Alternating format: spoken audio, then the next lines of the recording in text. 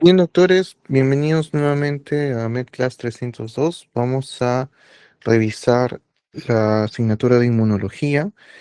Esta es la segunda sesión para la cual me habían invitado, ¿no? Ya hemos visto en la sesión anterior una serie de preguntas. Ahora vamos a hacer más que nada un repaso de los principales puntos teóricos en relación con inmunología, ¿sí? Entonces vamos a iniciar. Podemos hablar primero sobre los aspectos generales del sistema inmune, ¿no? Entonces vamos a poner aquí generalidades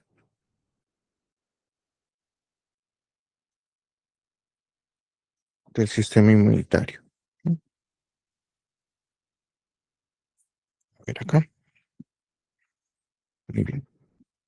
Entonces, hay dos conceptos muy importantes que siempre los van a revisar en los textos o se los van a mencionar, y es que hay dos componentes del sistema inmune muy importantes. Uno va a ser la inmunidad innata y el otro va a ser la inmunidad adaptativa. La inmunidad innata, también conocida como inmunidad natural, que es con la que nacemos nosotros, ¿sí? Se caracteriza porque reconocen patrones moleculares.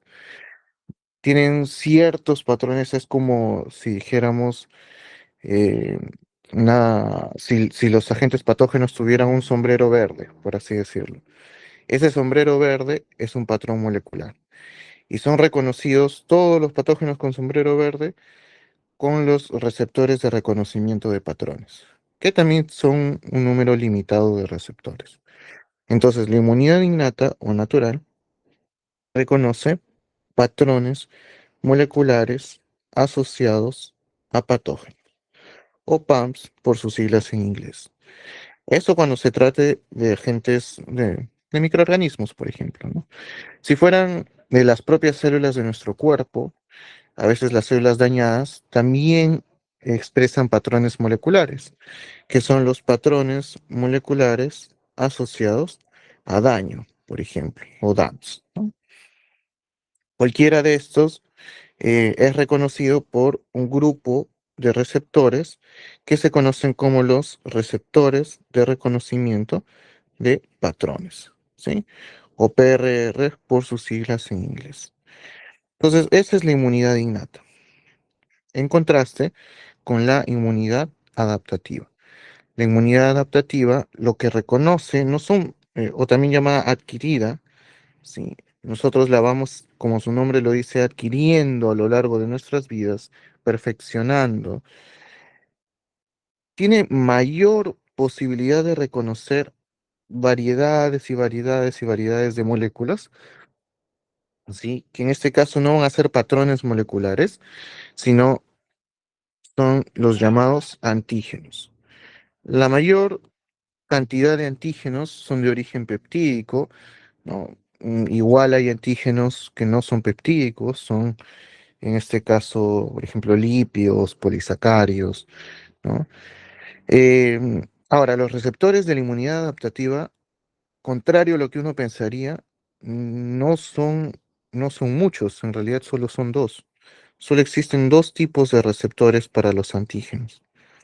Y esos son los receptores de las células T o TCR y los receptores de las células B o BCR, ¿no? Por sus siglas en inglés. Los receptores de las células T y los receptores de las células B. Pero aquí el trasfondo es que los receptores de las células B y los receptores de las células T, todos son distintos. O sea, no hay dos receptores de las células T que sean similares, porque todos se forman por recombinación genética, ¿no? Un proceso que se llama reordenamiento genético, ¿sí? Que consiste en un mecanismo llamado la recombinación somática de las cadenas.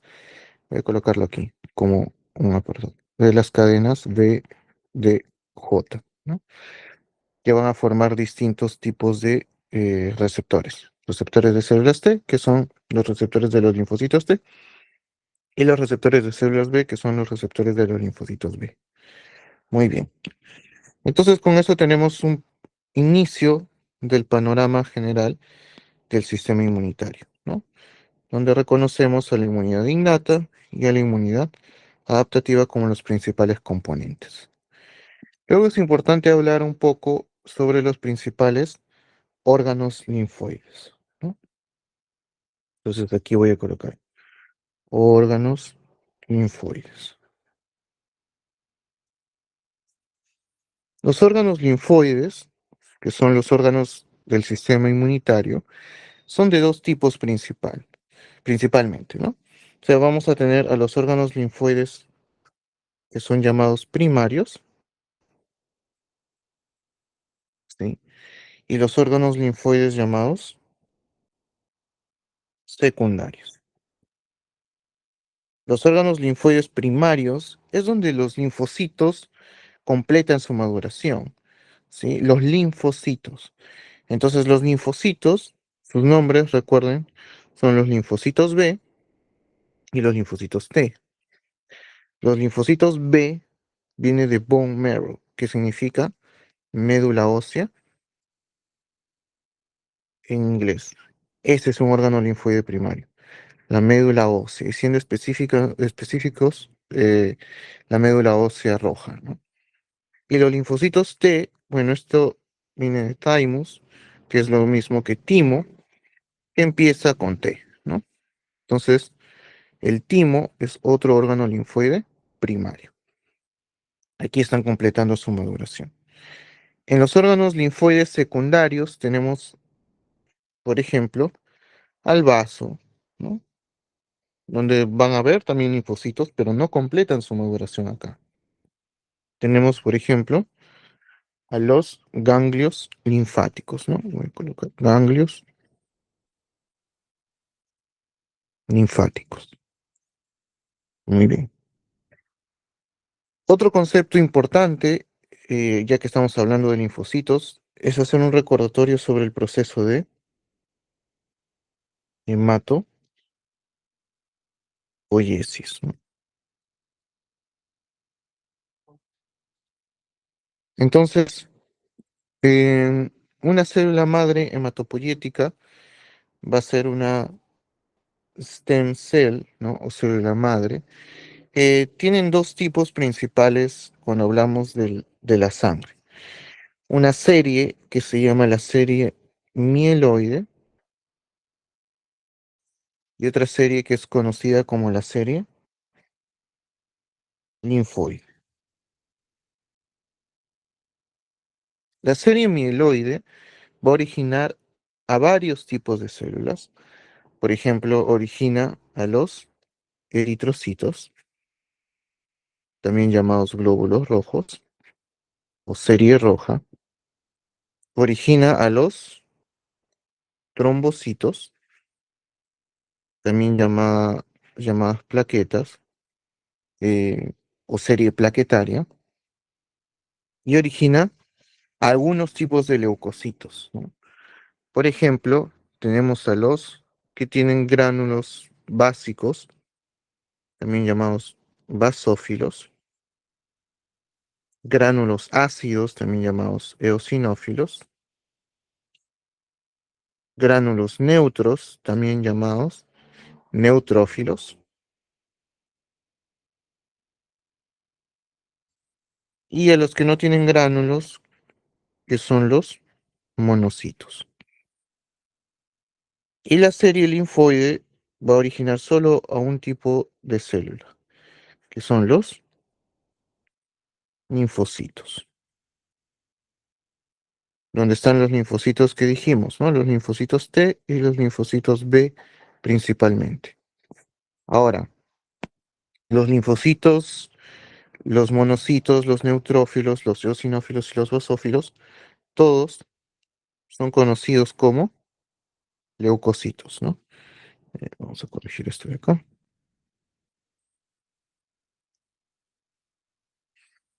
Todos son conocidos como leucocitos, glóbulos blancos o simplemente llamados serie blanca, ¿no? Y ahí están las tres series. La serie roja, los eritrocitos la serie plaquetaria, los trombocitos, y la serie blanca, los leucocitos. Muy bien. Entonces, no olvidar que son dos tipos de células madre. La estirpe linfoide, perdón, mieloide y la estirpe linfoide, ¿no? Muy bien. Entonces, ¿qué más es importante mencionar? Eh, Hay que hablar un poco más sobre la inmunidad innata. Entonces, aquí voy a colocar color,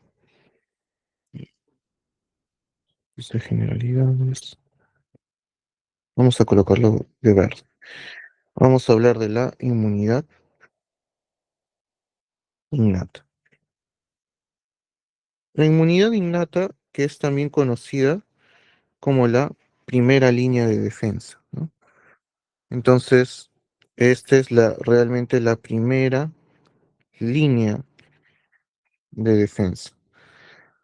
Va a tener distintos componentes. Por ejemplo, aquí van a participar las barreras, ¿sí? Que pueden ser barreras, en este caso, mecánicas, ¿no? Como por ejemplo la barrera cutánea de la piel, ¿no? Pueden ser barreras químicas, por ejemplo, la secreción de las mucosas, ¿no?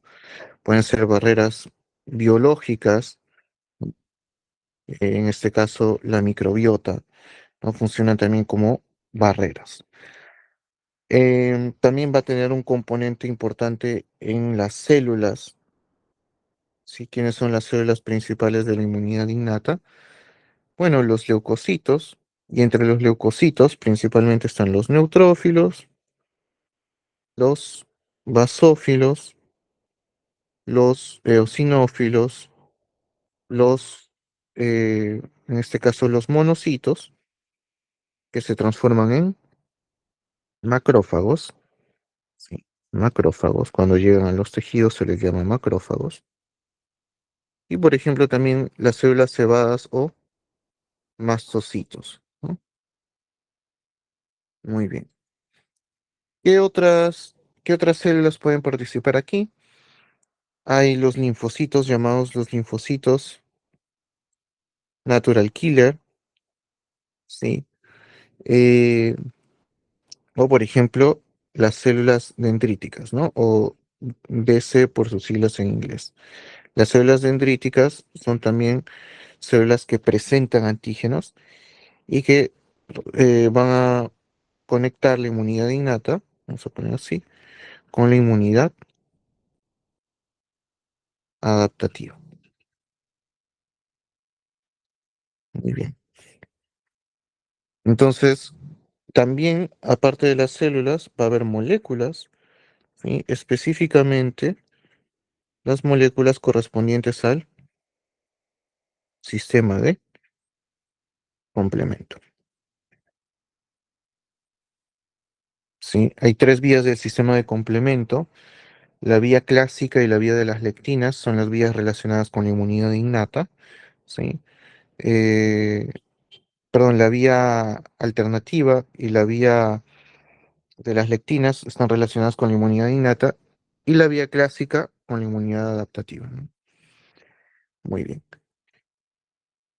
La inmunidad innata también va a tener algunas características que es importante mencionar. Voy a colocarlo así.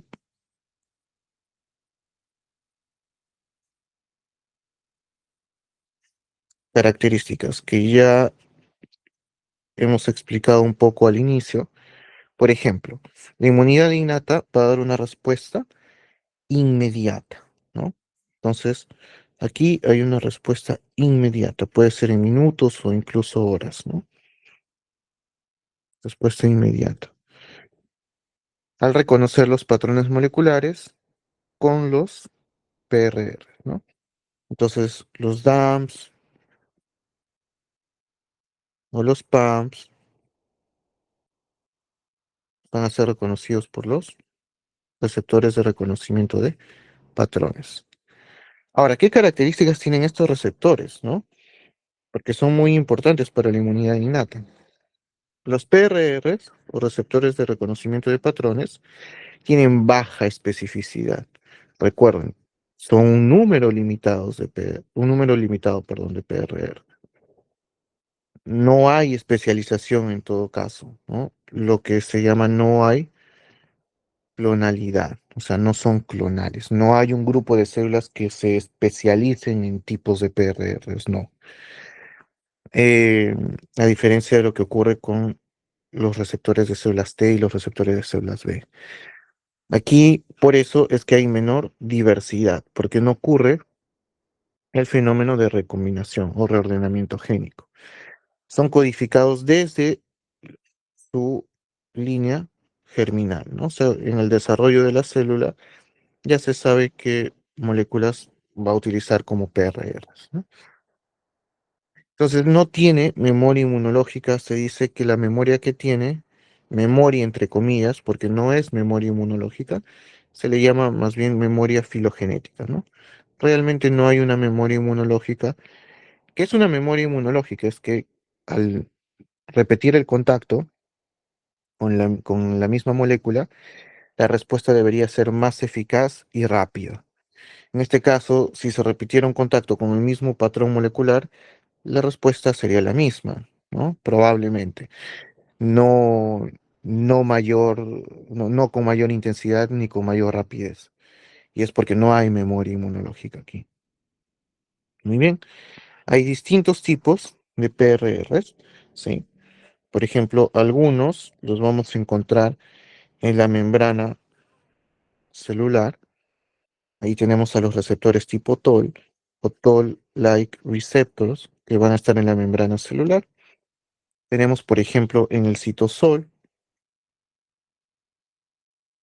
ahí están, por ejemplo, los NOD-like receptors o los RIG-like receptors, ¿no? O NLR y RLR por sus siglas en inglés.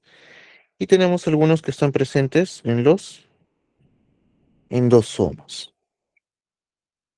Hay algunos tipos de toll-like receptors acá, ¿no? Entonces voy a colocar TLR. Muy bien. Esto en relación con las características de la inmunidad innata. ¿Qué más es importante conocer sobre la inmunidad innata? Aparte de estas características, es importante entender cómo funcionan las células fagocíticas, ¿no? Porque los fagocitos, de los cuales los principales son dos, ¿no? Que van a ser, aquí los vamos a resaltar, los neutrófilos y los macrófagos, ¿sí? Son células muy importantes para la inmunidad innata. Ahora, específicamente, dentro de los fagocitos, dijimos, están los macrófagos y los neutrófilos, ¿no? Neutrófilos. La diferencia es que los neutrófilos tienen gránulos, es decir, son granulocitos, y los macrófagos son agranulocitos, no tienen gránulos. Eso por sus características histológicas. Entonces, los neutrófilos, por ejemplo, tienen la propiedad de que esos gránulos, ¿no? Vamos a esquematizar así una vesícula con sus gránulos, los liberan y son tóxicos para los agentes patógenos, produciendo su destrucción. Ahora, el neutrófilo también tiene un tiempo de vida relativamente corto, es la primera célula en llegar, es la primera línea de defensa, incluso dentro de la inmunidad innata es el primero en llegar en la mayoría de respuestas eh, de respuesta inmunitaria, ¿no? Entonces, cuando muere esta célula, hace algo bastante interesante y es que en su núcleo, donde vemos el ADN, ese ADN, este neutrófilo es tan impresionante que no solo ataca con sus gránulos, no solo fagocita, sino que además, una vez que muere, ese ADN o DNA, ¿no? Vamos a ponerlo así, de todos los neutrófilos, se empieza a juntar, formando una especie de malla o red, ¿sí? que captura más agentes patógenos. Es como si el neutrófilo, incluso muerto, siguiera combatiendo con los agentes patógenos. Y esas son las llamadas NETs, ¿no? O en este caso, como mallas que atrapan a a los agentes patógenos, ¿no? Formadas por los ácidos nucleicos, que vienen del núcleo. Muy bien. Bueno, valga la redundancia, ¿no? Ácidos nucleicos. Eso es característico de los neutrófilos. Ahora, en los macrófagos también hay algunas subpoblaciones, ¿no? En este caso son dos los macrófagos importantes, ¿no? Los macrófagos llamados macrófagos M1, ¿sí? Y los macrófagos llamados macrófagos M2. Los macrófagos M1 y M2, vamos a separarlos. Entonces los macrófagos M1 vendrían a ser productores de especies reactivas de oxígeno, por ejemplo, ¿no? Producen especies reactivas de oxígeno, producen óxido nítrico, que ayuda a destruir a los agentes patógenos, liberan sus enzimas lisosomales. Entonces, todo eso hace que sean agentes microbicidas, ¿no? M- Matan a los microbios. Muy bien.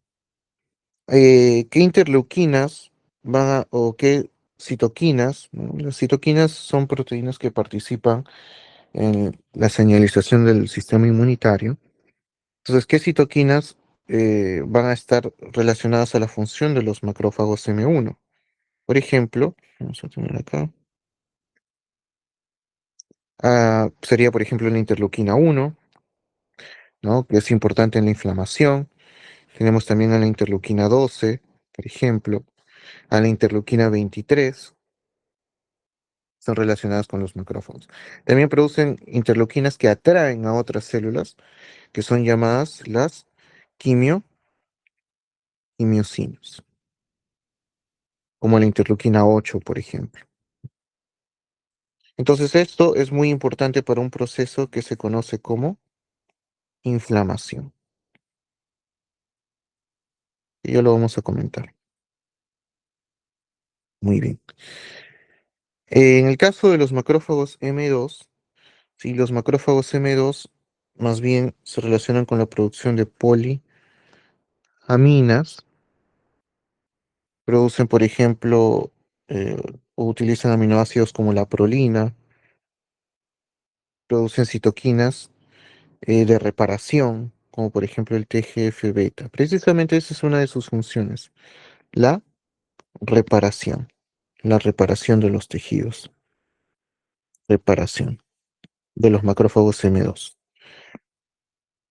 Y cuando estos macrófagos producen citoquinas, además del TGF-beta, pueden producir, por ejemplo, la interleuquina 10 o, como mencionamos, la TGF-beta, que lo que hacen es detener la inflamación. Entonces son citoquinas antiinflamatorias. Entonces hay un equilibrio entre las subpoblaciones de los macrófagos M1 y de los macrófagos M2, ¿no? Macrófagos M1 y macrófagos M2, ¿no? Muy bien. Entonces, esos serían los principales fagocitos. Y hablaríamos ahora un poco sobre la inmunidad adaptativa, ¿no? Muy bien. Entonces, un momento, no había notado la batería.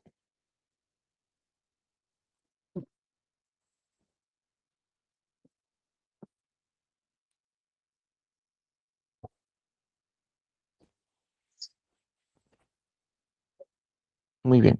Entonces, estábamos hablando de la inmunidad innata, pasamos ahora a hablar de la inmunidad adaptativa.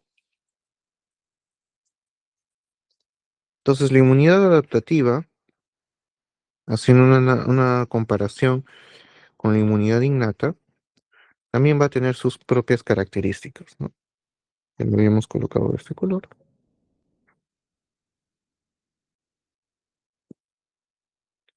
Va a tener sus propias características.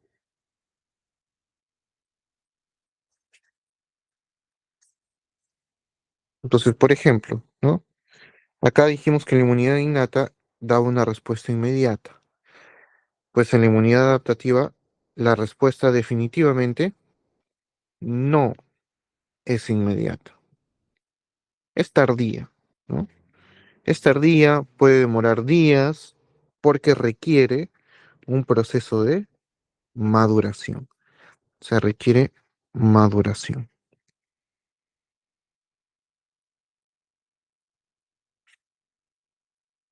En inmunidad innata dijimos que los PAMPs o DAMPs eran reconocidos por los PRRs, ¿no? Aquí, ¿quiénes son los reconocidos? Son los antígenos.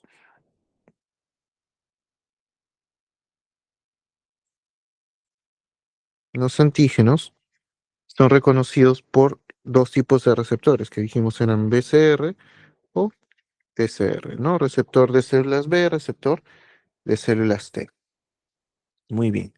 ¿Y qué caracteriza a estos receptores a diferencia de los PRRs, ¿no? Aquí dijimos PRRs, aquí vamos a hablar de los BCRs o TCR, ¿no? ¿Qué los caracteriza, por ejemplo? Aquí sí hay definitivamente especificidad. Hay mucha mayor especificidad. Especificidad.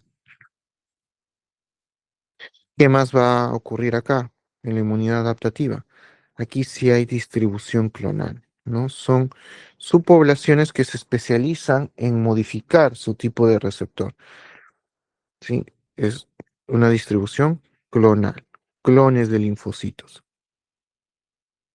Y por el reordenamiento génico aparece mayor diversidad, porque no viene codificado del nacimiento nada más, sino que los genes van a sufrir un proceso de recombinación somática, ¿no?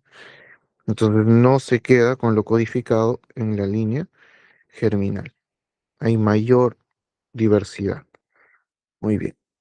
Y estos no tienen memoria filogenética, sino lo que tienen es una memoria, ahora sí, inmunológica. ¿En qué consiste? En que la siguiente respuesta frente al mismo agente va a ser más rápida y eficaz. Entonces, eso es lo distinto. Muy bien. Eh, ¿Qué más es importante mencionar acá? ¿No? Que en la inmunidad innata también hay células y moléculas, ¿no? Entonces, vamos a modificar esto.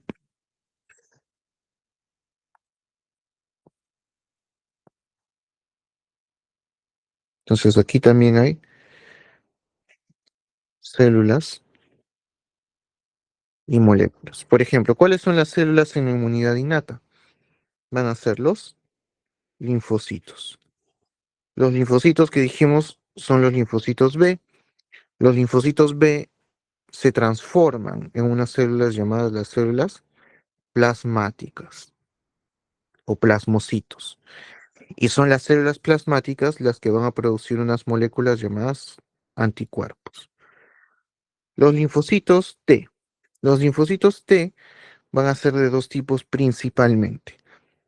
Tenemos a los linfocitos T CD4 y a los linfocitos T CD8. Los linfocitos T CD4 son llamados también colaboradores, colaboradores o helper, ¿no? Y los linfocitos TCD8 son también llamados citotóxicos. Muy bien. Y existen también moléculas, ¿sí? Moléculas en la inmunidad adaptativa, que van a ser precisamente los que hemos mencionado acá, los anticuerpos, ¿no? Los Se ha cambiado de color. Los anticuerpos, que son producidos por las células plasmáticas. Muy bien. Entonces, eso es en relación con las células y moléculas de la inmunidad adaptativa, ¿no? En contraste con la inmunidad innata. Y así como hablamos un poco de los fagocitos, acá podemos hablar un poco, vamos a poner acá, por ejemplo, el proceso en el cual se unen la inmunidad innata con la inmunidad adaptativa, ¿no? En realidad, ¿cómo es el proceso en sí de activación de esta inmunidad adaptativa? Primero se reconoce el antígeno, ¿no? Entonces ocurre el reconocimiento del antígeno, del antígeno. Ese reconocimiento del antígeno, ¿qué va a hacer? Va a producir la activación de los linfocitos. Los linfocitos se vuelven unas células llamadas células efectoras. O sea, los linfocitos, antes de estar en contacto con un antígeno, se llaman linfocitos vírgenes o naive, ¿no? Una vez que los linfocitos entran en contacto con un antígeno, pasan a llamarse linfocitos efectores, ¿no? Entonces empiezan sus funciones efectoras. Sus funciones efectoras van a orientarse a atacar, por ejemplo, el agente patógeno, eh, y finalmente esa función protectora va a cesar. También tienen que inducir, en este caso, que la respuesta inmunitaria se detenga. Esto es lo que se conoce como la contracción de la respuesta inmunitaria, ¿no? Y después de esa contracción, ¿qué va a suceder? Se va a inducir la memoria, voy a colocarlo así, inducción de memoria inmunitaria.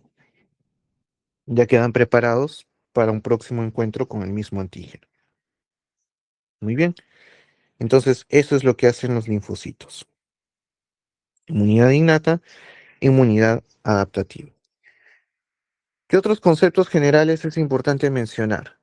Por ejemplo, en relación con unas moléculas que dijimos son las llamadas citoquinas, ¿no? Entonces voy a colocarlo igual acá de verde. Vamos a hablar un poco sobre las citoquinas o citocinas, también así llamadas, ¿no? Que van a tener distintas propiedades, ¿no? Dijimos son proteínas que pueden actuar de distintas formas. Pueden actuar en la misma célula, o sea, ser autocrinas, la misma célula que la secreta. Pueden actuar en las células vecinas, pueden ser paracrinas, o pueden actuar en células muy lejanas y cumplir más bien una función endocrina. Son muy eh, variables en ese sentido, ¿no? Y tienen una serie de propiedades que vamos a comentar un poco. Por ejemplo, las citoquinas, en este caso, tienen una propiedad llamada la pleiotropía. Entonces, ¿en qué consiste la pleiotropía? En que vamos a imaginar acá un linfocito TCD4, ¿no? Vamos a ponerle un linfocito T helper. Va a producir un tipo de citoquina. Por ejemplo, vamos a poner que produce la citoquina, la interleuquina 4, ¿sí? Entonces, una misma interleuquina es capaz, interleuquina 4 puede activar o estimular a los linfocitos B, puede estimular o potenciar la acción de los linfocitos TCD8, por ejemplo, o puede activar la degranulación de los mastocitos. Entonces, una sola citoquina puede tener distintas funciones, ¿no? Distintas funciones. Y esas, a pesar de que En este caso, por ejemplo, genera proliferación de linfocitos B, linfocitos TC8, mastocitos. Lo hace en distintos tipos de células, ¿no? Aquí todas estas proliferan gracias a una misma citoquina. Esa es la pleiotropía. Muy bien. Otra propiedad que tienen las citoquinas es la que se conoce como redundancia. ¿En qué consiste? Aquí vamos a poner también otro ejemplo. Imaginemos ahora otro linfocito de helper o colaborador, ¿sí?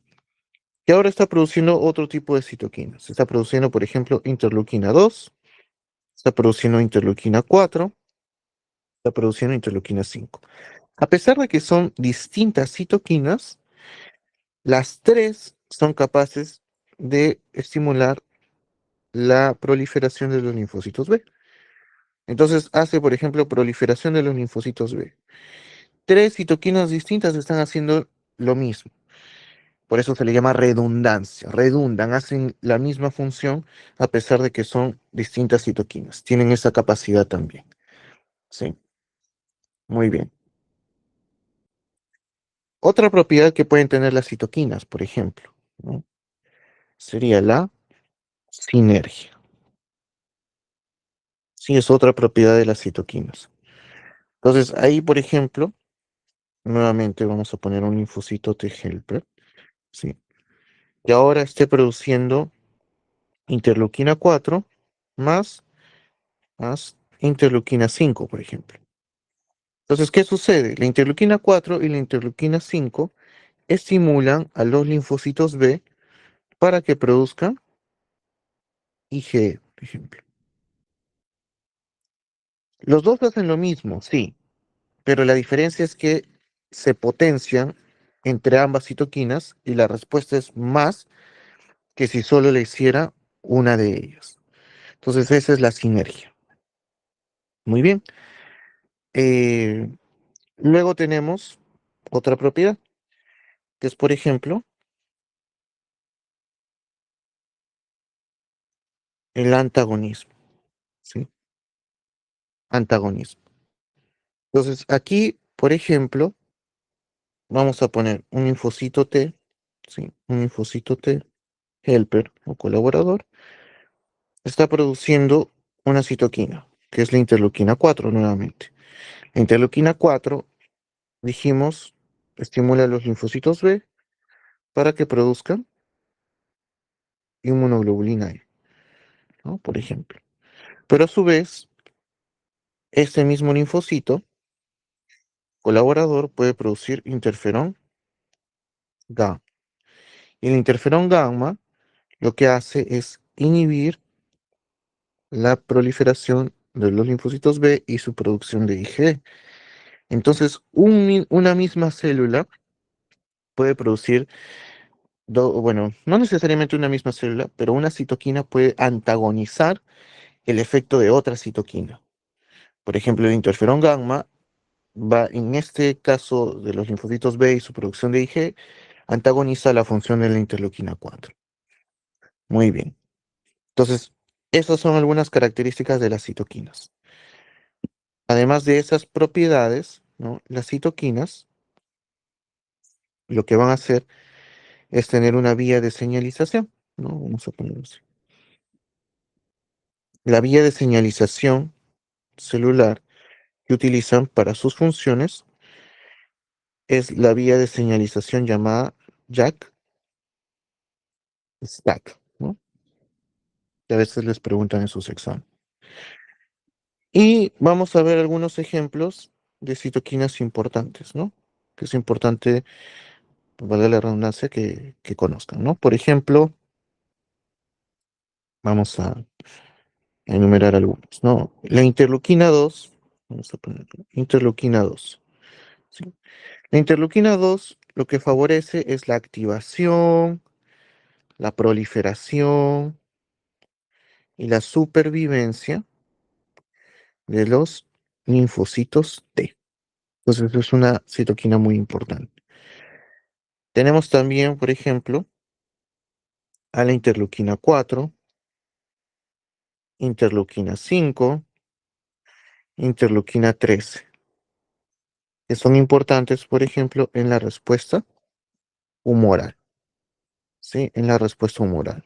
Humores se refiere a moléculas que están, bueno, se refiere a fluidos. Por historia de la medicina quizás lo han escuchado así. Es que antes, como se desconocían los anticuerpos, se decía que algo en la sangre, algo en los humores, en este caso en la sangre, era lo que nos defendía de los patógenos. Ahora ya se sabe que eran los anticuerpos. Entonces la interleuquina 4, 5, 13 favorecen, por ejemplo, la respuesta humoral, ¿no? La respuesta de los anticuerpos. Tenemos también a las interleuquinas, por ejemplo, interleuquina 12 o al interferón gamma, ¿sí? Que van a participar, por ejemplo, en la respuesta celular. Aquí sí ya no tienen que ver tanto los anticuerpos, sino los mismos linfocitos, por ejemplo, los linfocitos TCD8. Muy bien. Y tenemos, en este caso, también otro tipo de citoquinas, como son, eh, por ejemplo, la interleuquina 1, la interleuquina 6, el factor de necrosis tumoral tipo alfa, por ejemplo, la interleuquina 17, la interleuquina 8, que favorece el reclutamiento de leucocitos. Todos esos participan en un proceso importante que se conoce con el nombre de inflamación, ¿no? O respuesta inflamatoria. Voy a colocar respuesta inflamatoria. Y así como hay una respuesta inflamatoria, también hay una respuesta antiinflamatoria, ¿no? La interleuquina 10, el TGF-beta, por ejemplo, estimulan una respuesta antiinflamatoria. Muy bien. Y eso va a ser en relación con las generalidades del sistema inmunitario. Muy bien. Luego sería importante hablar un poco sobre la inflamación. Vamos a copiar esto. No sé si hasta el momento hay alguna pregunta.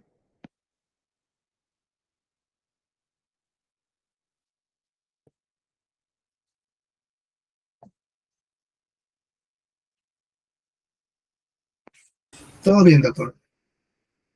Muy bien. Entonces voy a colocar acá inflamación. Muy bien. Entonces, cuando hablamos de inflamación, acá estamos hablando de un proceso de la inmunidad innata. Entonces, la inmunidad innata puede detectar patrones, dijimos, ¿no? Que pueden ser exógenos, o sea, los patrones moleculares asociados a patógenos, o PAMs. Detectan patrones exógenos o de nuestras propias células, por ejemplo, los DAMs, ¿no? Que son, en este caso, endógenos. Los PAMs y los DAMs son reconocidos por los receptores de reconocimiento de patrones, que dijimos son de distintos tipos, por ejemplo, Toll-like receptors, Node-like receptors, Rig-like receptors, ¿no? Los CLRs también, por ejemplo. Y luego eso va a llevar a la activación en la inmunidad innata. Ojo, hay dos caminos. Uno es el que estamos hablando de la inflamación, que activa la vía de transcripción liderada por el factor NF, kappa B, ¿sí? Otra vía de la inmunidad innata es activar la vía del IRF que activa a los interferones. O sea, por ejemplo, interferones tipo 1, ¿no? Interferón alfa, beta. Eh, en cambio, la vía NF-kappa B activa la interleuquina 1, interleuquina 6 y TNF alfa que dijimos son proinflamatorios, ¿no? Entonces aquí ya activan la inflamación. ¿Y cómo se llama esta vía de los interferones? Esto en el lavas lo van a encontrar como la defensa antivírica. ¿Sí? O sea, contra los virus es importante esa activación. Muy bien. Entonces, eso principalmente. Vamos a ver que la inflamación en sí, cuando hablamos de esta parte, vamos a tematizarlo así, cuando hablamos de la inflamación, va a haber distintos efectos que va a tener, ¿no? Hay, por ejemplo, efectos locales, sí, efectos locales de la inflamación. Esos efectos locales, por ejemplo, pueden estar dominados por la interleuquina 1, el TNF-alfa, y lo que hacen es activar a las células endoteliales para que estas células endoteliales, por ejemplo, aumenten la expresión de moléculas de adhesión que hacen que puedan acercarse los leucocitos, aumentan la permeabilidad, ¿no? Aumentan la permeabilidad vascular y esto hace que también los leucocitos puedan hacer diapedesis, por ejemplo, y estimulan a que las células endoteliales produzcan miocinas que van a atraer más y más leucocitos al sitio, por ejemplo, donde está el agente extraño, ¿no? Muy bien. Esos son algunos o los resultados de los efectos locales, ¿no? También vamos a tener efectos sistémicos, ¿no? Por ejemplo, efectos sistémicos, ¿no? Muy bien. Entonces, dentro de los efectos sistémicos, vamos a tener sobre todo los que son estimulados por la interleuquina 1, interleuquina 6 y el TNF-alfa, ¿no? Ahí, por ejemplo, estas citoquinas van a estimular la liberación de prostaglandina E2. Esa prostaglandina E2 viaja al hipotálamo y en el hipotálamo va a modificar el centro, perdón, termorregulador para modificar el umbral de la temperatura y activar un fenómeno que es conocido como la fiebre. Entonces se produce fiebre. Vamos a ver que sobre todo la interleuquina 6 es muy importante porque a nivel hepático lo que va a hacer es estimular la síntesis de unas proteínas que son llamadas los reactantes de fase aguda, ¿no? Reactantes de fase aguda. Ahí están, por ejemplo, la proteína C reactiva, el fibrinógeno, por ejemplo, ¿no? La ferritina, la hepcidina, por poner algunos casos. Y en el caso de la médula ósea, o sea, la médula ósea roja, dentro de los huesos, lo que van a estimular es el aumento de la producción de leucocitos. O sea, producen leucocitosis. Todos efectos sistémicos, en este caso de la inflamación. Muy bien. ¿Qué también hace la inflamación? Como dijimos en los efectos locales, todo esto busca atraer a los leucocitos hacia el lugar de acción, ¿no? Entonces, este proceso por el cual hay movimiento de los leucocitos se llama tráfico leucocitario. Entonces, por ejemplo, aquí podríamos imaginar un vaso sanguíneo, vamos a colocar así,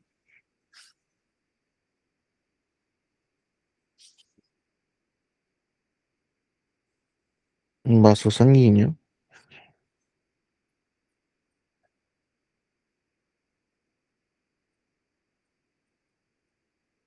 sí, a ver,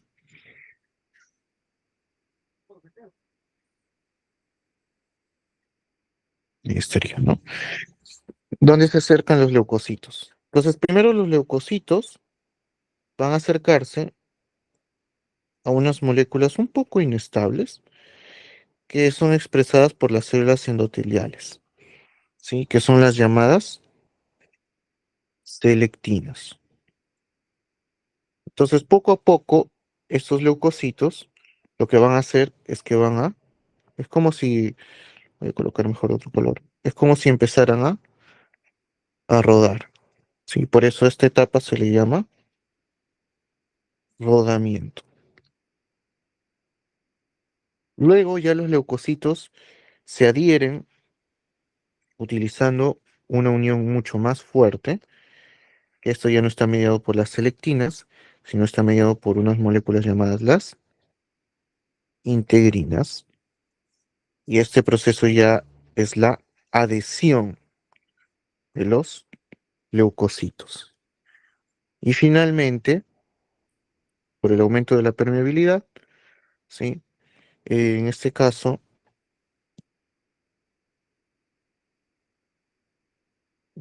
se va a permitir el paso de los leucocitos. Entonces, por ejemplo, aquí ya pasa un leucocito y este proceso que está mediado sobre todo por unas señales como una señal que lo llama, ¿no?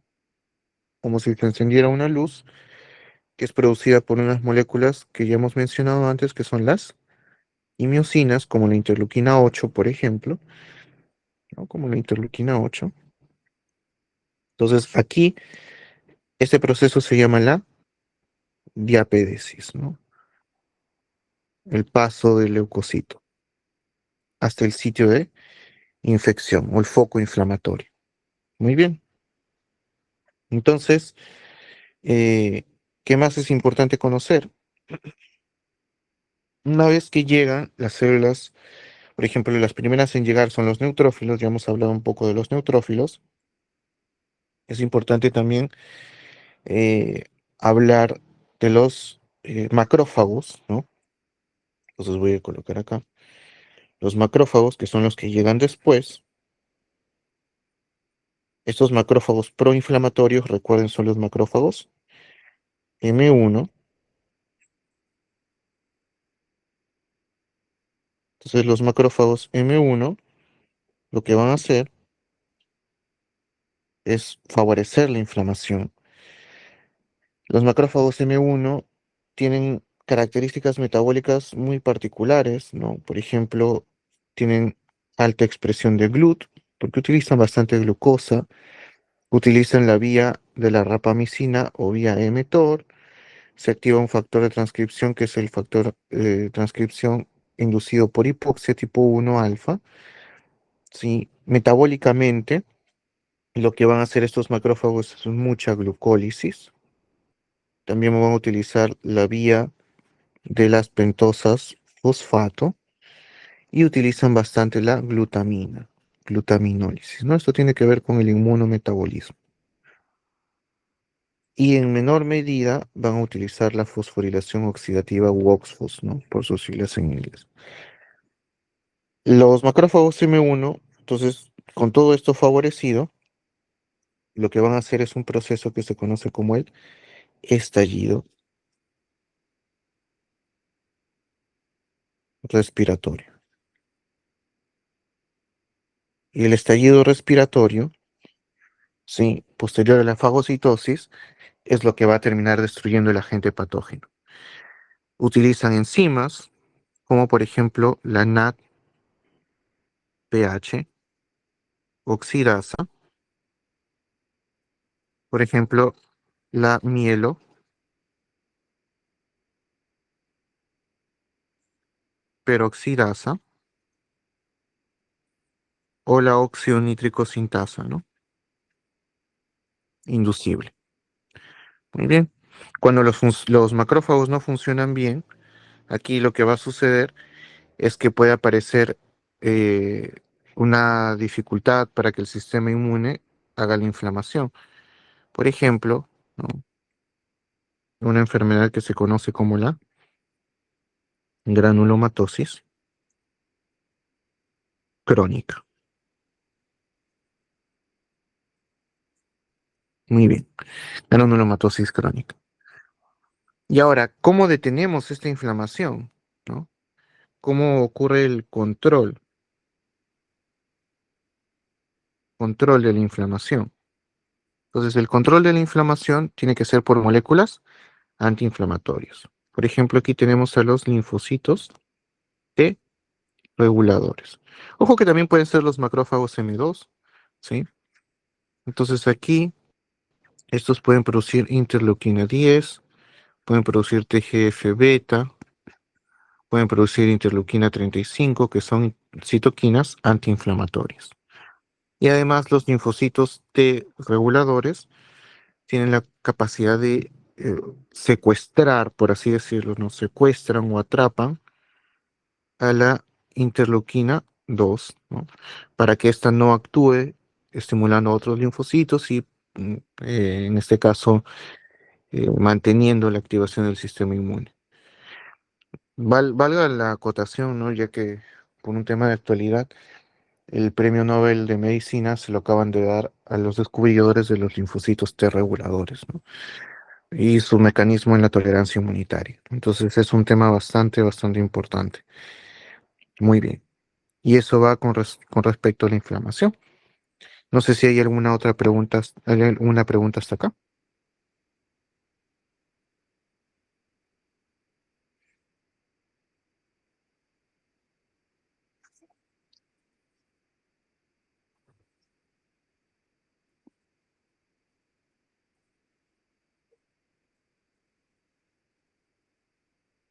Muy bien.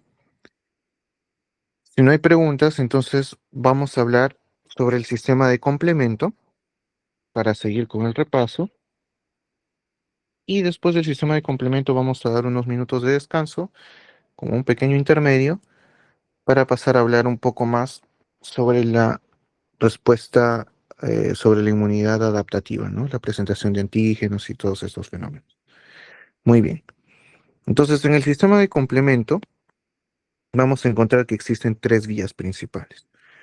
Está la vía clásica. ¿En qué consiste la vía clásica? En que los antígenos son reconocidos por dos tipos de anticuerpo principalmente. Los que pueden activar el complemento son la IgG y la IgM, ¿sí? Estas moléculas entonces se unen con el C1, ¿no? Que vamos a colocar otro color. Se unen con C1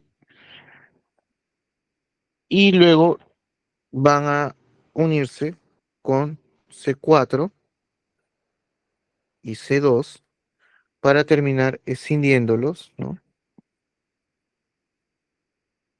Y formar una estructura que se produce por la ruptura de C4 y C2, que es C4b 2b, también conocido como la C3 convertasa, que es muy importante para la activación del complemento, ¿no? La C3 convertasa.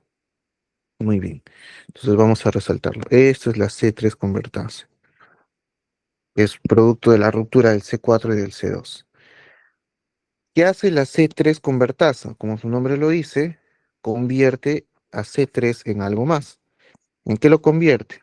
Vamos a ver que escinde C3 y C3 pasa a ser C3A y C3b. C3A es una molécula que va a favorecer la quimiotaxis, o sea, la atracción de otras células, por ejemplo, leucocitos, y la inflamación. Y C3b es una molécula que marca los patógenos para que sean fagocitados, ¿no? O sea, produce opsonización. Opsonización es marcarlos para favorecer la fagocitosis, ¿no? Esa es una vía, la vía clásica de activación del complemento. Luego tenemos otra vía, por ejemplo, la vía alternativa, ¿no? En la vía alternativa lo que va a suceder es que ya no es mediado por anticuerpos, sino directamente este microorganismo va a activar ¿sí? Va a activar a C3, ¿no? A C3. Y al activar a C3, vamos a colocar acá, que se escinde C3, ¿sí? También va a ser en presencia de un factor importante que es llamado el factor B. Entonces, es una activación en conjunto de C3 con el factor B, donde ambos se escinden, ¿sí?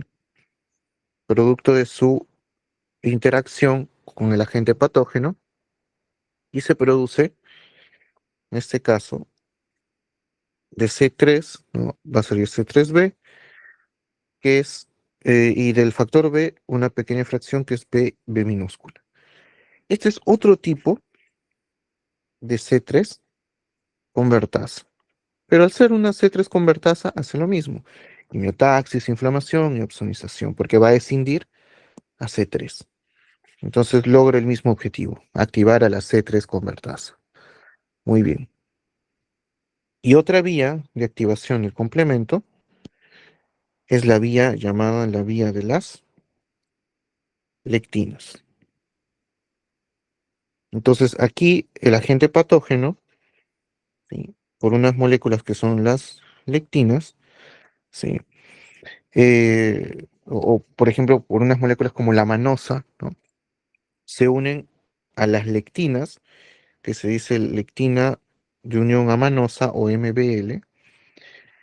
Ese proceso de unión activa otra molécula más compleja, que es más uno o más 2, por ejemplo, que a su vez se escinde y al escindirse activa a nada más ni nada menos que C4 y C2, que ya los conocemos, que cuando C4 y C2 se escinden, forman acá, ¿a quién?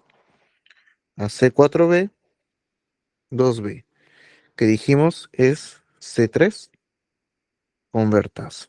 Y es así como activan los tres al final sus C3 convertasa, ¿no? Muy bien. Entonces así pueden activar la C3 convertasa. ¿Y qué importancia tiene esto, ¿no? Activar la C3 convertasa. Vamos a colocar acá aparte, ¿no? Bueno, si se activa la C3 convertasa, como su nombre lo dice, vamos a degradar a C3, ¿sí? Entonces se degrada a C3. ¿Y qué vamos a producir? C3A, que dijimos C3A es importante para la quimiotaxis y para la inflamación. Y C3A, además de formarse a partir de C3, se forma C3B. C3B tiene otro nombre, se llama C5 convertasa. Entonces ya sabemos lo que va a hacer, va a escindir a C5.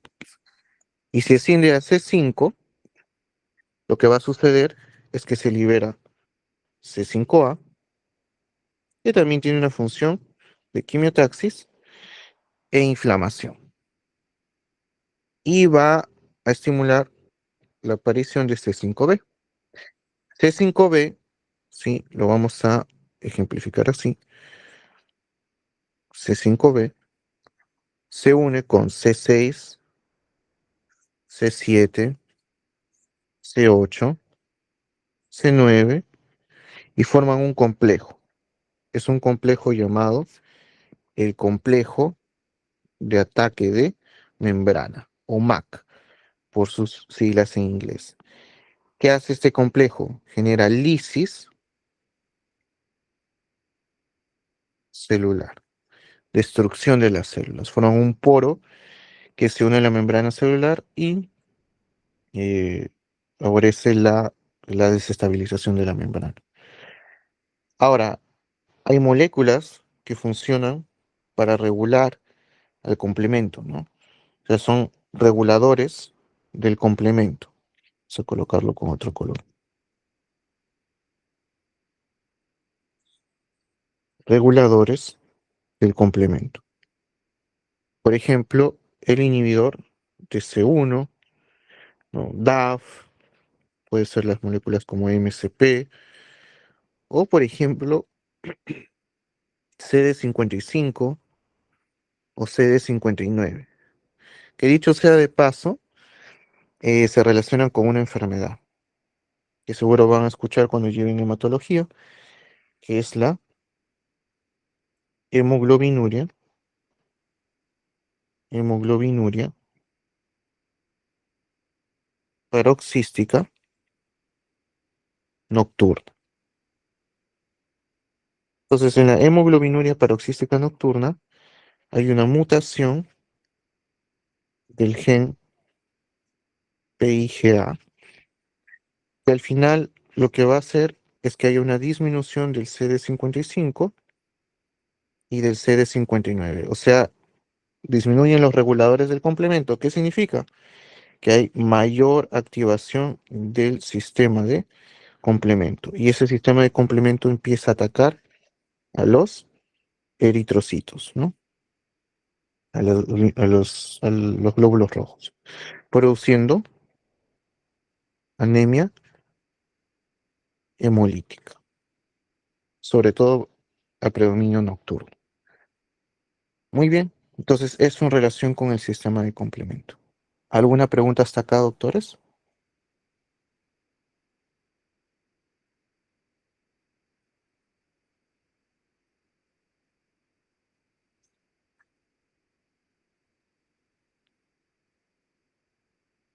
Muy bien, entonces vamos a dar unos 5 minutos de descanso y retomamos.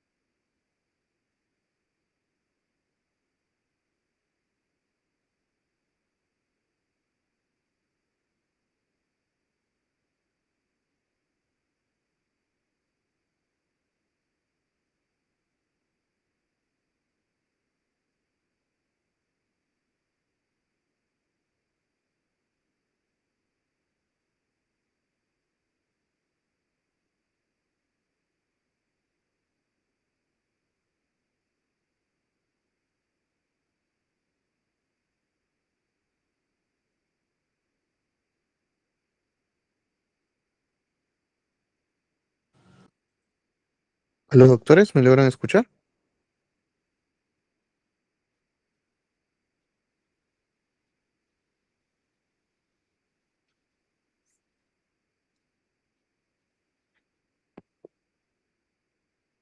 ¿Se logra escuchar, doctores? Sí, doctor. Muy bien, entonces vamos a retomar la segunda parte de la sesión para completar el repaso de inmunología, ¿no? Estábamos hablando del sistema de complemento y ahora vamos a hablar de la presentación de antígenos.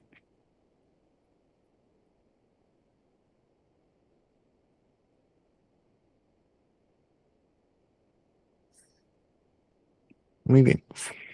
Entonces, cuando hablamos de la presentación de antígeno, necesitamos hablar sobre eh, el conjunto de antígenos leucocitarios humano, que es, en este caso, un conjunto de genes ubicados en el cromosoma 6 que codifican moléculas de dos tipos. Unas moléculas que se llaman las moléculas de clase 1 y otras que son las llamadas moléculas de clase 2.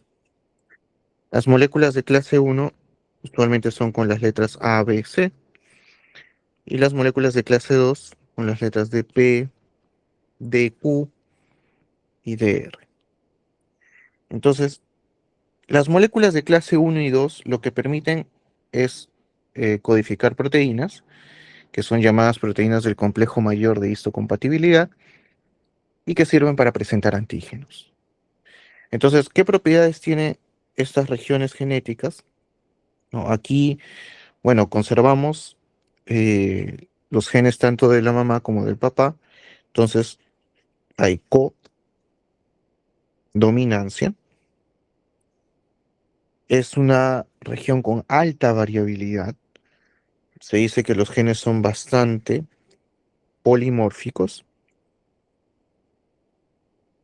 Entonces, tienen alta variabilidad. Muy bien. Entonces, vamos a ver qué sucede, ¿no? Hay dos tipos de moléculas, como hemos mencionado. Son las del complejo mayor de histocompatibilidad tipo 1 y las del complejo mayor de histocompatibilidad tipo 2. Entonces vamos a empezar con el MHC o complejo mayor de histocompatibilidad de tipo 1. ¿Quiénes tienen MHC tipo 1? Primero, todas todas las células nucleadas, todas las células nucleadas. Entonces los eritrocitos, por ejemplo, no tienen, porque no tienen núcleo. Las plaquetas tampoco, ¿no? Son solo las células nucleadas. ¿A quién le presentan ese antígeno? ¿No? Porque, primero, todas las células nucleadas presentan antígenos, y esos antígenos son antígenos de de la misma célula, ¿no? O sea, son antígenos endógenos, endógenos, ¿sí? Esos antígenos endógenos, ¿a quién se lo presentan? Se lo presentan a los linfocitos de CD8. Entonces aquí la mnemotecnia es todo da 8. 1, sí, por 8 da 8, ¿no? Entonces MHC1 se relaciona con los linfocitos TCD8 o citotóxicos. Muy bien. Entonces, tenemos ahora también a las moléculas, eh, sería del complejo mayor de histocompatibilidad tipo 2, ¿no? O MHC tipo 2, ¿no? Aquí, ¿quiénes son las células que tienen MHC tipo 2? No tienen las células presentadoras de antígeno, o APC por sus siglas en inglés. Células presentadoras de antígeno. ¿Quiénes son? Las células dendríticas, por ejemplo, los macrófagos, por ejemplo, O los mismos linfocitos B también pueden ser células presentadoras de antígeno. ¿Qué antígenos presentan? Son antígenos exógenos, son antígenos que han sido procesados, ¿sí? Son antígenos que han sido procesados, endocitados y procesados. Y estos antígenos, ¿a quién se lo presentan? Se lo presentan a los linfocitos TCD4. Entonces aquí la mnemotecnia es que 2 por 4 es 8, ¿no? Y así se completa. Muy bien. Entonces, más o menos, eh, aquí, bueno, aquí puede surgir una duda. Y es que las células presentadoras de antígeno tienen núcleo, sí. Entonces pueden utilizar también el MHC tipo 1. ¿Qué significa esto? Que pueden presentar antígenos a los linfocitos TCD8. Entonces aquí hay un fenómeno en el cual las células presentadoras de antígeno pueden presentar antígenos exógenos a los linfocitos TCD8 utilizando el MHC tipo 1. Es un fenómeno que se conoce como la presentación cruzada de antígenos. ¿Sí? Por si les preguntaran esto.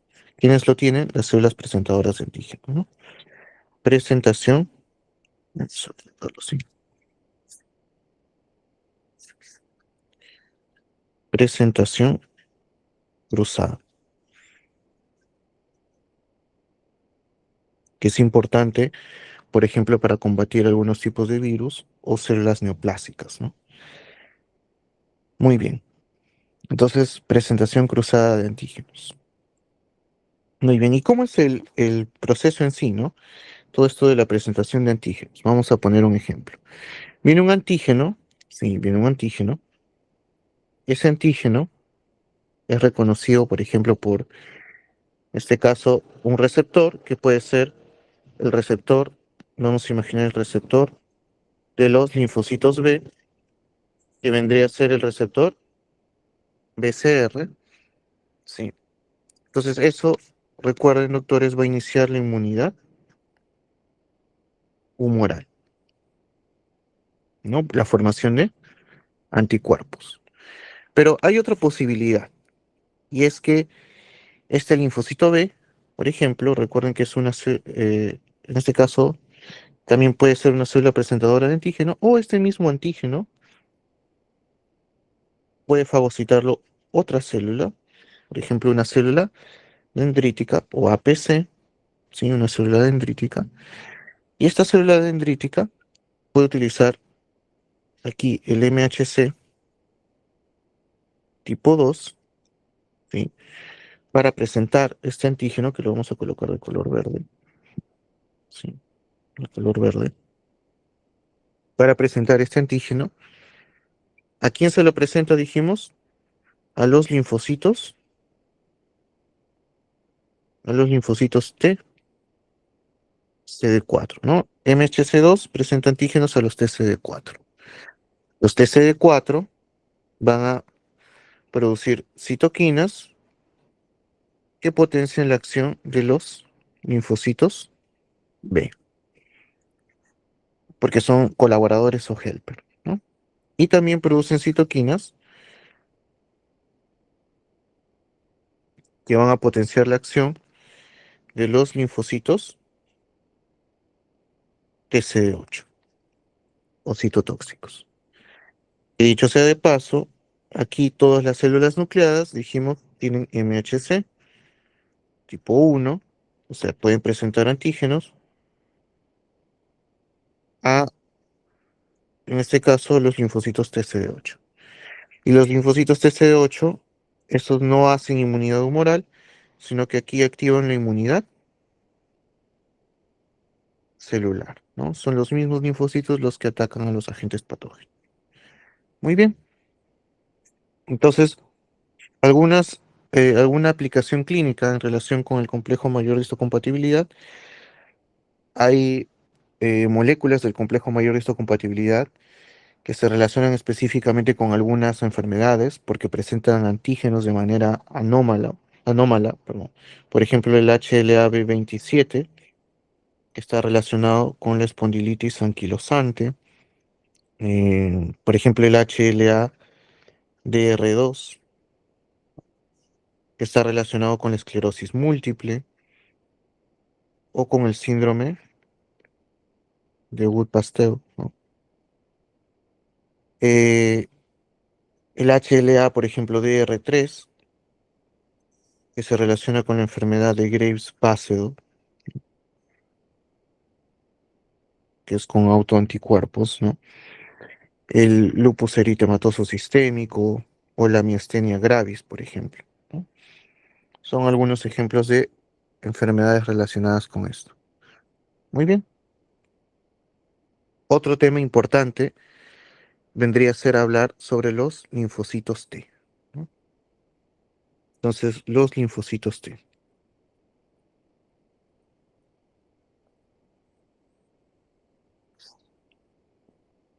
Entonces, los linfocitos T van a tener un receptor muy particular, que es el TCR o receptor de células T, ¿sí? Que va a tener dos tipos principales. El más frecuente es en los linfocitos T, llamados alfa beta. Hay otros tipos de linfocitos T, que por ejemplo son los llamados gamma delta, son menos frecuentes, ¿sí?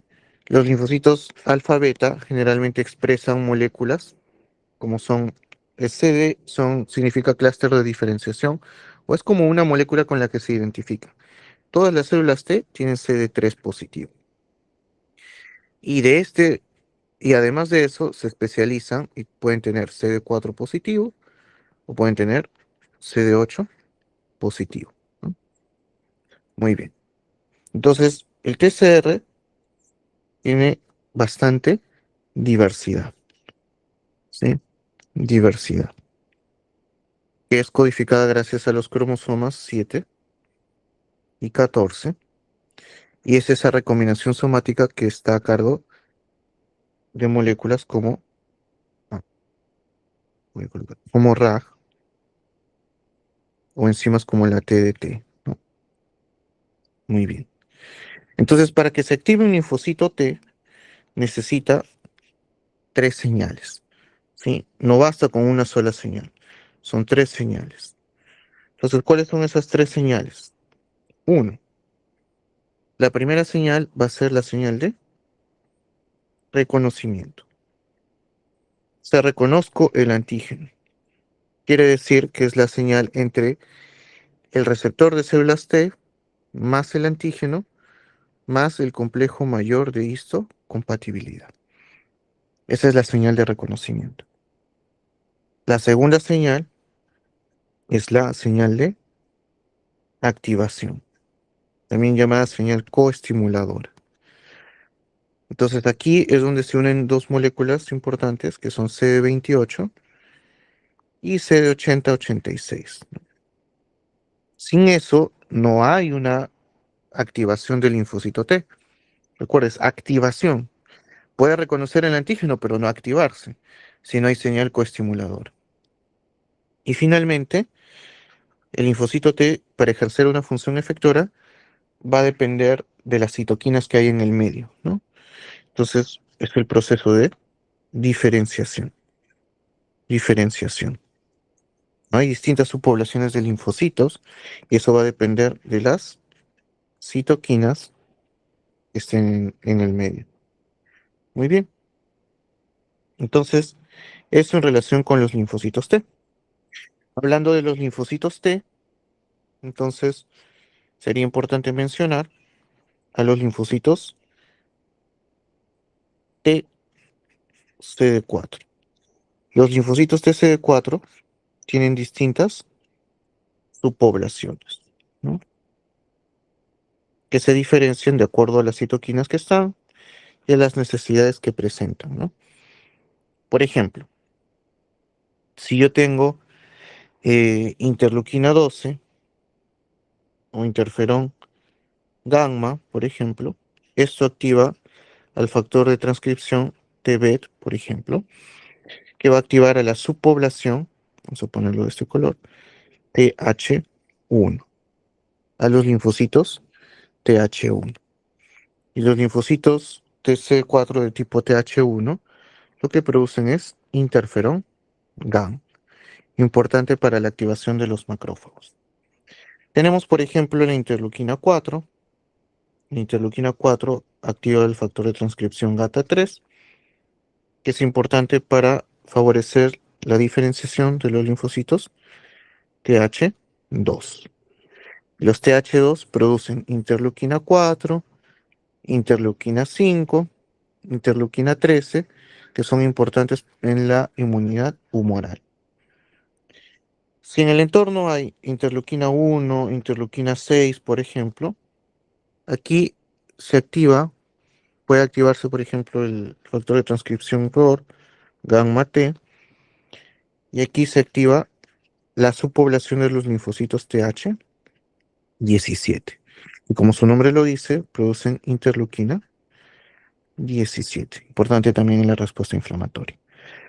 Si en el entorno hay TGF-beta, por ejemplo, se activa el factor de transcripción FOXP3, que es importante para diferenciar a los linfocitos T reguladores, que van a producir interleuquina 10 o TGF-beta, por ejemplo, ¿no? TGF-beta. Otro tipo de linfocitos son los que están en los folículos, ¿no? Por eso se les llama T foliculares, ¿sí? En los nódulos linfáticos. Y estos pueden expresar, por ejemplo, interleuquina 21. Generalmente el factor de transcripción que se relaciona con ellos es BCL6, ¿no? Muy bien.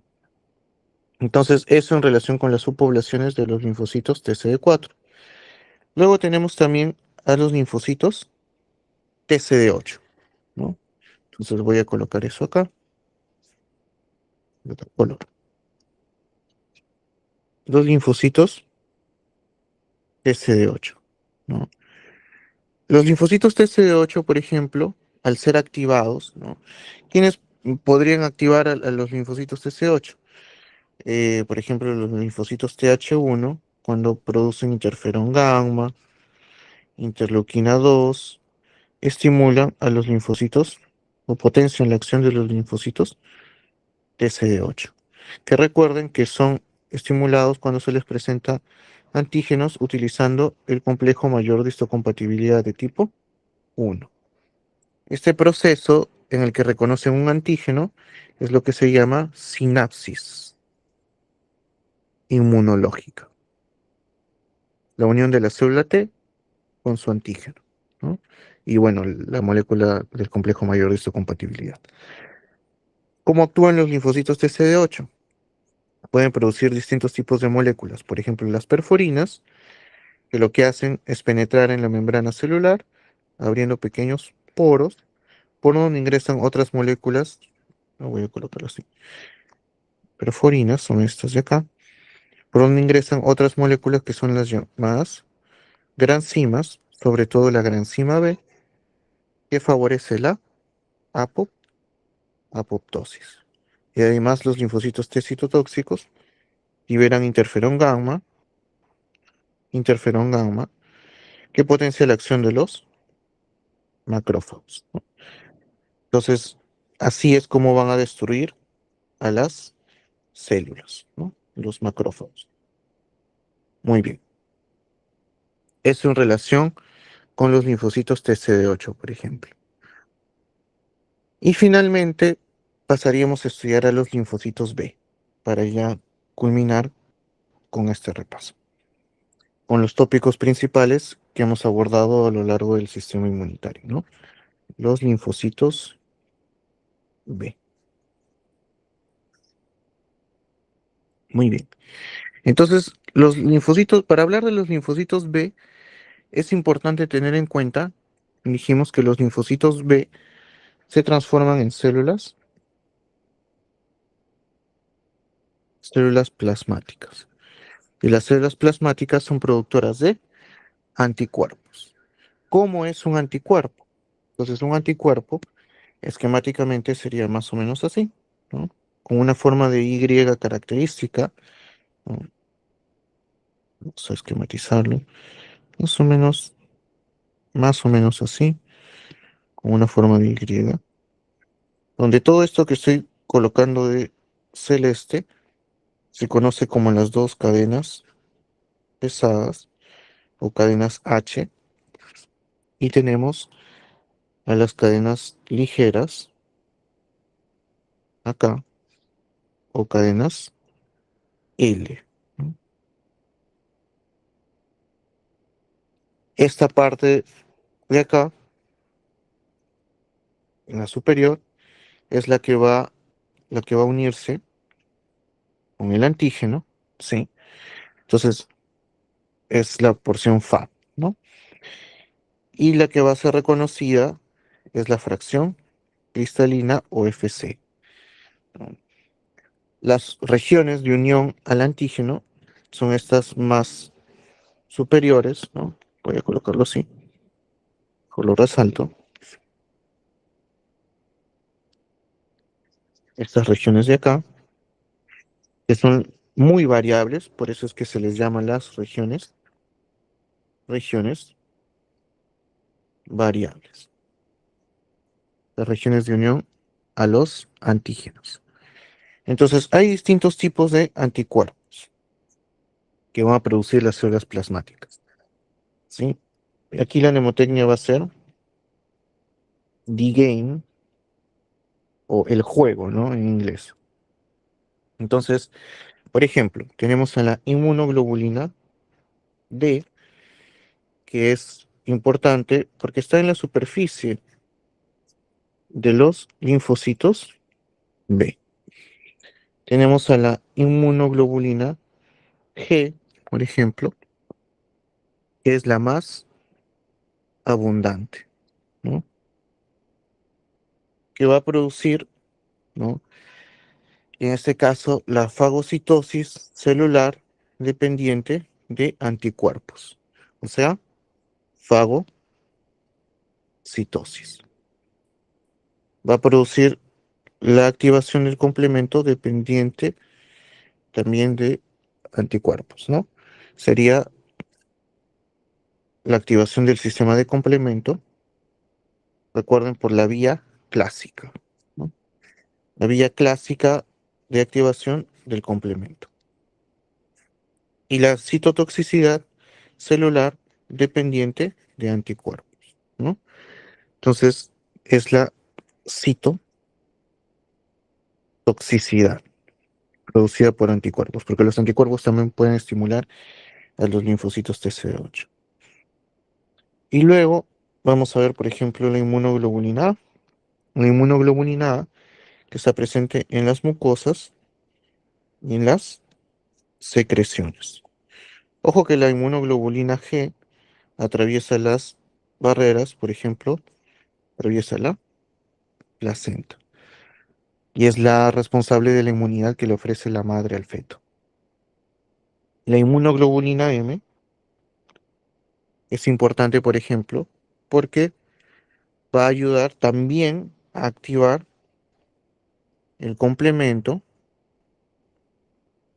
promueve también la fagocitosis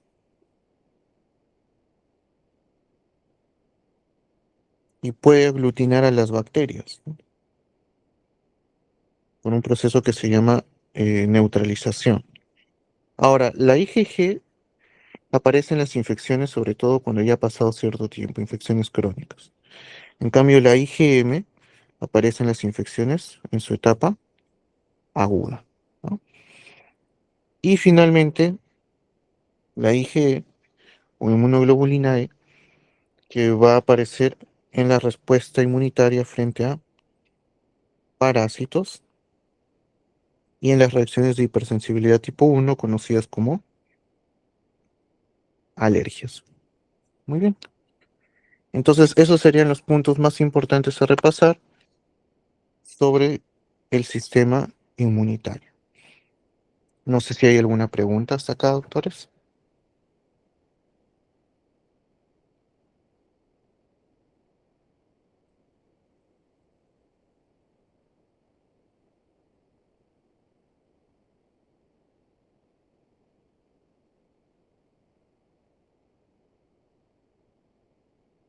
¿Alguna duda o pregunta, doctores?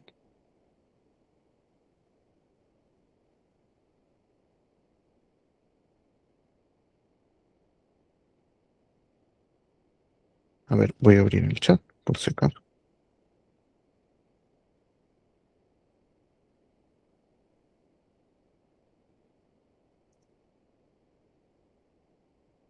Muy bien. Eh, bueno, no sé si hay alguna duda. En lo que van pensando, si hay dudas, comentarles, ¿no? Que los apuntes los voy a compartir en la página, ¿no? De MedClass 302 para que los puedan visualizar. Ahí también, si están llevando el curso de inmunología, quizás les sea de utilidad.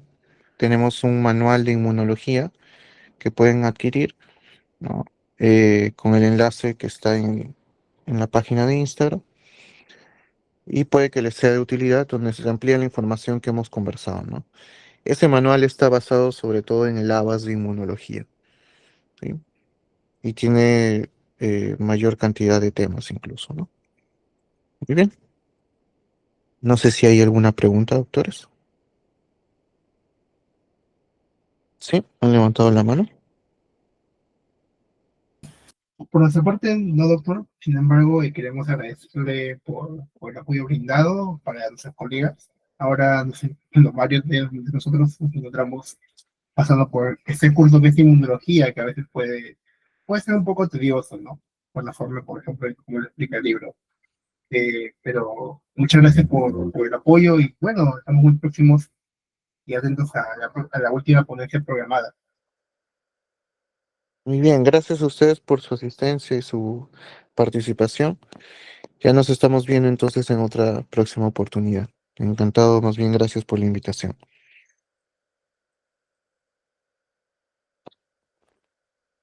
Muchas gracias. Hasta luego, doctores, cuídense. Hasta luego, doctor. Gracias. Gracias, doctor.